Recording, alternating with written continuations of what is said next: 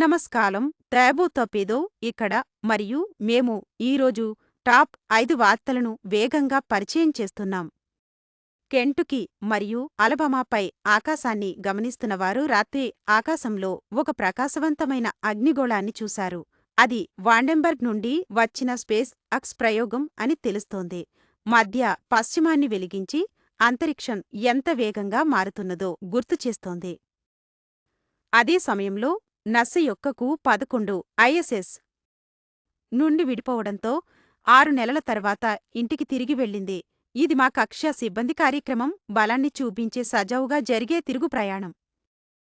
కరేబియంలో hurricane Melissa జమైకాను తాకి Pedro బ్యాంక్పై ఒక అరుదైన నీలి రిబ్బన్ను వదిలింది. ఇది సముద్ర జీవజాలం మరియు చేపల వేటకు హాట్స్పాట్. నాసా ఉపగ్రహాలు ఆ నీలి గుర్తును పట్టి శాస్త్రవేత్తలకు ప్రవాహాలు మరియు గ్లోబల్ కార్బన్ చక్రం గురించి తాజా డేటాను అందించాయి. ఇది వాతావరణ అవగాహనకు ఒక విజయం. ఈ ప్రతిక్షణం అంతరిక్షం, సముద్రం, శాస్త్రాన్ని కలిపి చూపిస్తుందని నాకు చాలా ఇష్టం. ఇది ప్రతిరోజూ నా ఆసక్తిని పెంచుతుంది.